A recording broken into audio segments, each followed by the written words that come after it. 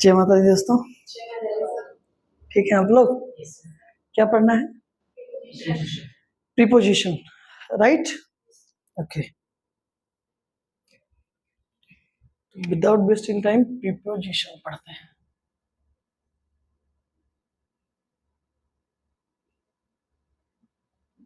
क्या बेटा?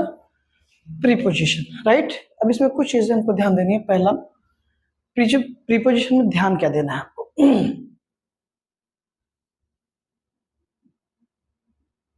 Relates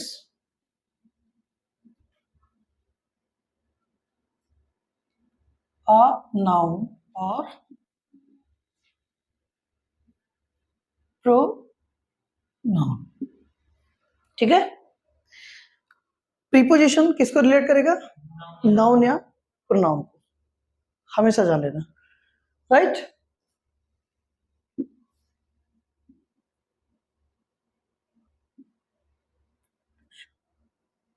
don't show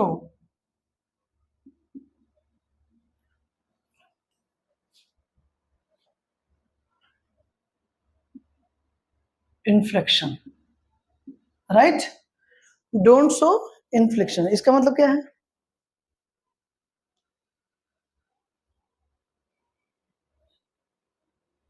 बताइए।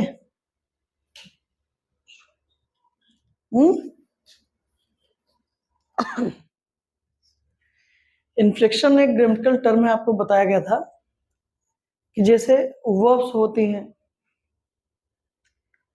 एडजेक्टिव्स होंगे, इनसे में क्या इन्फ्लेक्शन होगा, यानी कि मतलब एक फॉर्म से दूसरी फॉर्म में क्या होगी? चेंज होगी, और हमको करना पड़ेगा। क्यों? क्योंकि उसके एट्रीब्यूट को शो करना है। यही पढ़े थे ना हम लोग। तो उसके एट्रीब्यूट को जब आप शो करेंगे तो उसकी फॉर्म में क्या आएगी? कुछ चेंजिंग आएगी, राइट? एक फॉर्म से दूसरे फॉर्म में आप कन्वर्ट करते हैं। जैसे वर्ब का ले लीजिए, गो, वेंट, गॉन।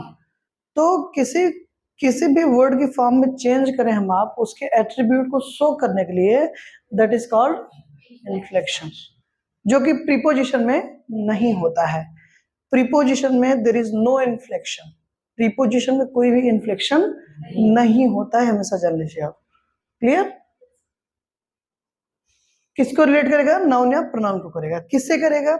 सेंटेंस में आए हुए दूसरे शब्दों से, और वो जो दूसरे शब्द हैं वो नाउन, एडजेक्टिव, एडवर्ब हो सकते हैं, right?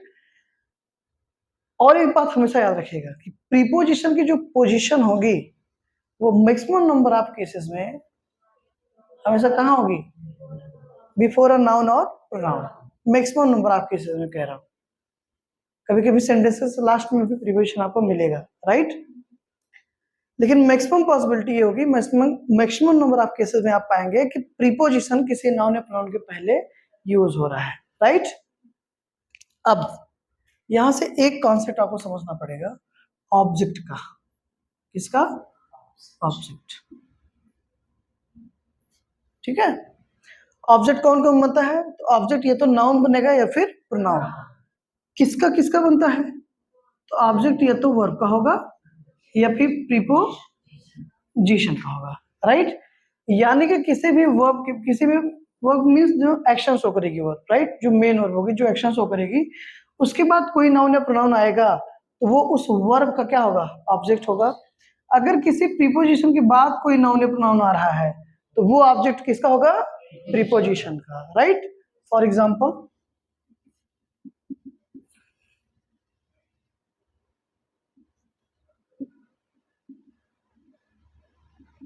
he is writing a letter, right beta? And the second one is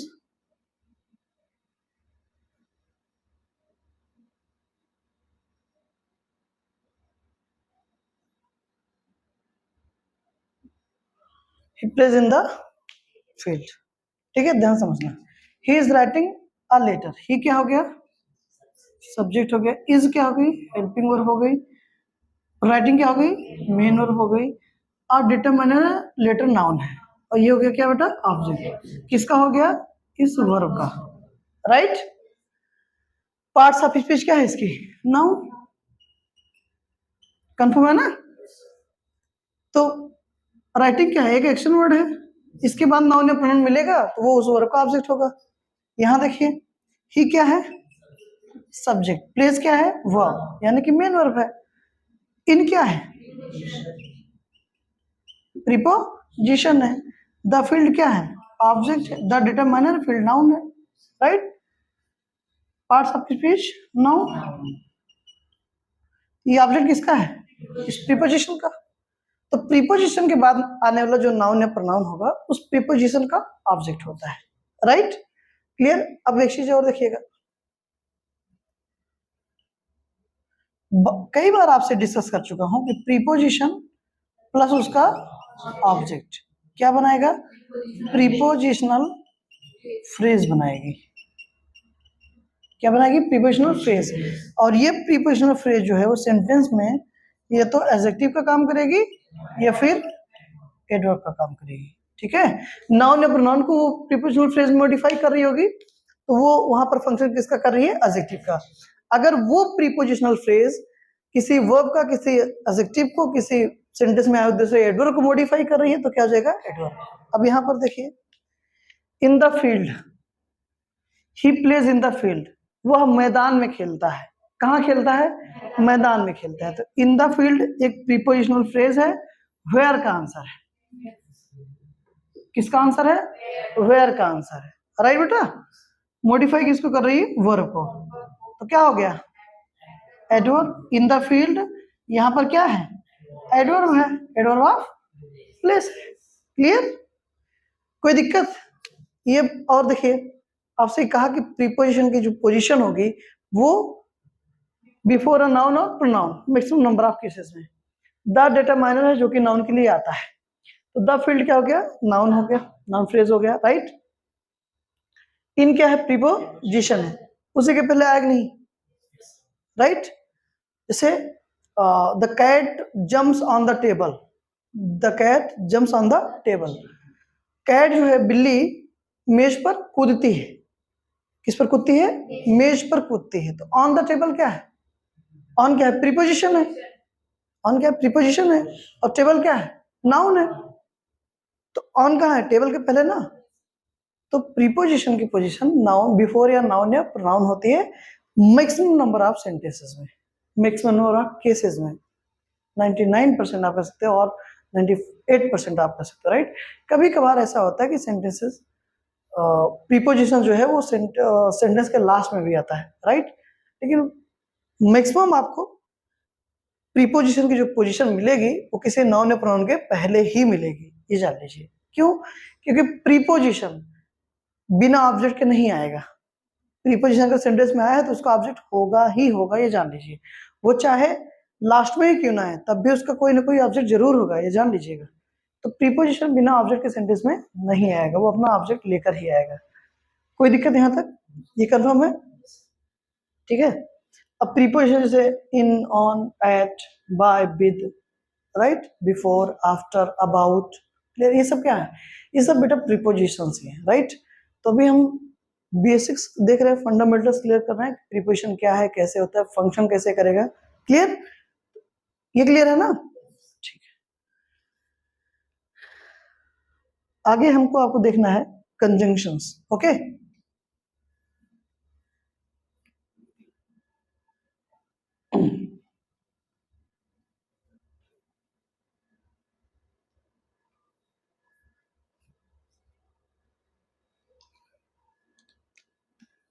क्या बेटा,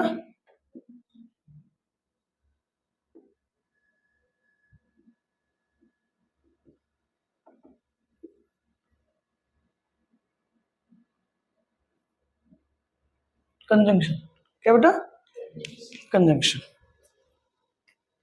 कनेक्टर्स होते हैं, हाँ, क्या होते हैं, कनेक्टर्स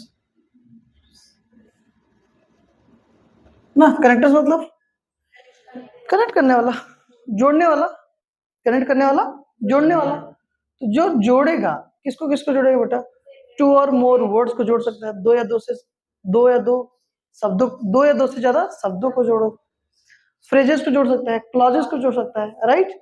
तो कुल मिलाकर जो कंजंक्शन होता है बेटा वो फेविक्विक का काम करेगा, राइट, जोड़ने का काम करेगा, चीजों को ज्वाइन करने का, कनेक्ट का काम करेगा, राइट, पहली चीज। दूसरी चीज, नो इन्फ्लेक्शन, इसमें भी जान लीजिए कि कोई इन्फ्लेक्शन नहीं होगा, क्लियर। और जब आप काइंड्स की बात करते हैं, हाउ मेनी, टू, सबऑर्डिनेटिंग, चाहे आप सबऑर्डिनेटिंग कहिए या सबऑर्डिनेट कहिए। दूसरा बेटा,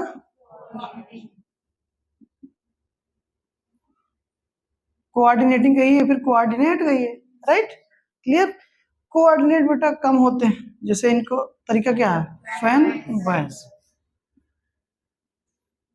यानी कि फॉर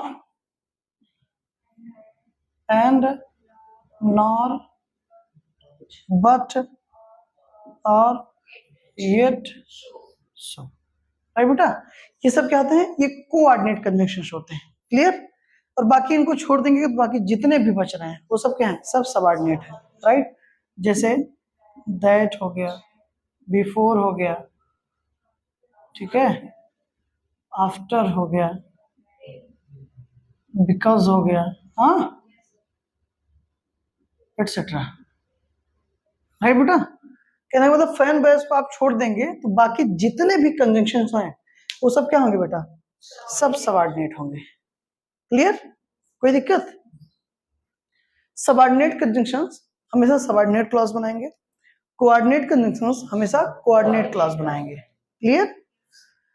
सबऑर्डिनेट को हम आप डिपेंडेंट क्लॉज भी कहते हैं, और जो कोऑर्डिनेट क्लॉज होगी वो इंडिपेंडेंट होती है हमेशा, ठीक है, राइट। दोनों क्लॉज जो है, चूंकि एक प्रिंसिपल क्लॉज होगी दूसरी कोऑर्डिनेट होगी, तो कोऑर्डिनेट क्लॉज हमेशा इंडिपेंडेंट होती है, जान लीजिएगा। मतलब वो अपनी मीनिंग देने में डिपेंड नहीं होती प्रिंसिपल क्लॉज पे, राइट। जो सबऑर्डिनेट होगी इसको हम आप डिपेंडिंग क्लॉज भी कहते हैं, राइट। क्यों, क्योंकि वो उसका अगर पूरा का पूरा मीनिंग आपको क्लियर करना है, एक रिजल्ट तक पहुंचना है, तो बिना ये प्रिंसिपल क्लॉज के नहीं हो सकता है, राइट। क्योंकि इसकी मीनिंग पूरी तरीके से डिपेंड किस पे होती है, प्रिंसिपल क्लॉज पर होती है, जो कि अर्लियर वीडियोस में आपको बता दी गई, अर्ली लेक्चर्स में आपको बता दिया गया है, क्लियर है ना। और जो प्रिंसिपल क्लॉज कौन होती है, जिस क्लॉज के पहले कोई भी कंजंक्शन ना हो, राइट, कंफर्म है ना। जैसे I know where you live, तो आई नो के पहले कोई कंजंक्शन नहीं है, ये हमारा क्या हो जाएगा, प्रिंसिपल क्लॉज हो गया। वेयर यू लिव में वेयर कंजंक्शन है, यू लिव जो है यू लिव निकल गया मुंह से ना, तो not live, that is live, right. You live क्या है, दूसरी क्लॉज है। अच्छा, वेयर कौन सा कंजंक्शन है, सबऑर्डिनेट है, तो वेयर यू लिव कौन सी क्लॉज हो गई, सबऑर्डिनेट क्लॉज हो गई। और आप अच्छे जानते हैं बेटा कि principal clause plus subordinate clause कौन सा सेंटेंस बनाएगा, कॉम्प्लेक्स बनाएगा।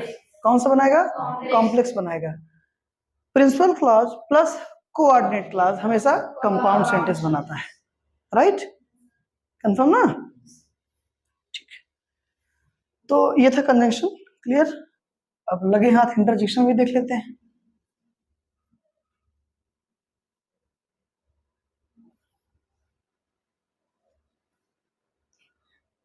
क्या हुआ अमित बड़ी हंसी आ रही है, हाँ भाई आयुष, क्या बात है।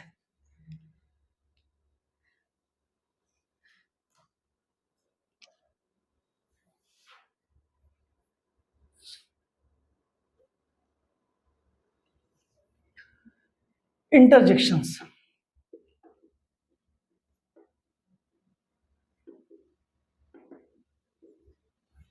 एक खास बात बताएं, जैसे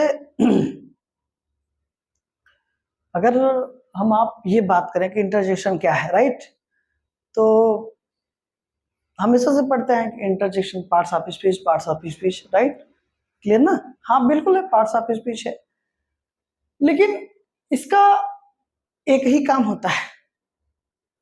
क्या काम होता है,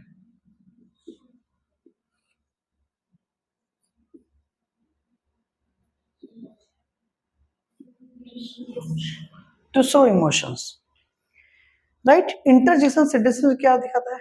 इमोशंस को दिखाता है, राइट। उसकी इंटेंसिटी को दिखाती है। क्लियर? दिख रहा है कुछ? हाँ, क्लिक करके देख लीजिए, आराम से क्लिक करिएगा, लेकिन हाँ, दिख रहा है? No problem, no problem Anshika, no problem बेटा, दिख रहा है ना काम पर का? ठीक है, ओके। तो इंटरजेक्शन बेटा क्या करता है? वो एक खिड़की खोल दो महाराज। अरे लाइट लाइट चली गई थी ना। तो इंटरजेक्शन का एक काम क्या होगा बेटा? To show emotions. ये क्या शो करता है बेटा? इमोशंस को शो करता है, इमोशंस की बात करता है, राइट।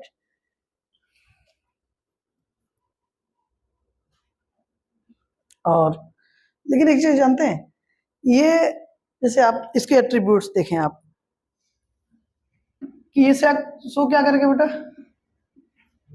इमोशन। दूसरा, नो इन्फ्लेक्शन। क्या बेटा? No inflection. ये दो चीजें ध्यान दीजिएगा, राइट। और ये पार्ट्स ऑफ सेंटेंस नहीं होते, ठीक है ना, ये भी जानते रहिएगा।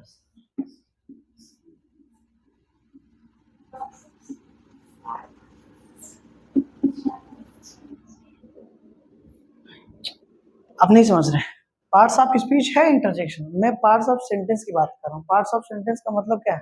Parts of sentence subject predicate हम आप पढ़ते हैं, लेकिन यहाँ पर हम आप सब्जेक्ट प्रेडिकेट के दृष्टिकोण से नहीं कह रहा हूँ देखने के लिए। मैं ये कह रहा हूँ, जैसे मान लीजिए एक सेंटेंस लिखा गया, जैसे he is going to market, he is going to market. अब एक सेंटेंस है ना, अब इज क्या है? सेंटेंस का पार्ट है। इन क्या है? सेंटेंस का पार्ट है। अब वैसे देखोगे तो सब्जेक्ट प्रेडिकेट के अलावा क्या कुछ आता है? लेकिन मैं ये कह रहा हूँ कि पार्ट्स के हिसाब से देखो ना, मतलब यहाँ पर मैं एक एक टुकड़े की बात कर रहा हूँ, एक एक भाग की बात कर रहा हूँ, राइट। तो जनरली पार्ट्स ऑफ सेंटेंस में ये काउंट नहीं होगा, ठीक है। रीजन, क्योंकि इसका बस एक काम होता है, ये घुमा फिरा के इमोशंस की ही बात करेगा, ये आप जान लीजिएगा, ठीक है ना। और जैसे ओ एलाज, हाँ, उर्रे, ठीक है। उसके बाद गुड मॉर्निंग, हाँ, क्लियर बेटा ना। और इन सब के बाद आपको क्या मिलेगा? Mark of exclamation. ग्रीटिंग्स भी किस में आती है बेटा? वो इंटरजेक्शन का ही पार्ट होगा, राइट। थैंक्स, गुड बाय, हाँ, congratulations, thanks, goodbye, congratulation, ये सब क्या है बेटा? ये सब इंटरजेक्शन ही है, राइट। और अब जब आप एक्सक्लेमेटरी सेंटेंस पढ़ते हैं तो एक्सक्लेमेटरी सेंटेंस में क्या है? ग्रीटिंग्स भी आता है, राइट। एक्सक्लेमेटरी सेंटेंस कैसे बनेगा? दो तरीके से बनेंगे, यूजिंग एन इंटरजेक्शन और व्हाट एंड हाउ का यूज करके, राइट। तो जैसे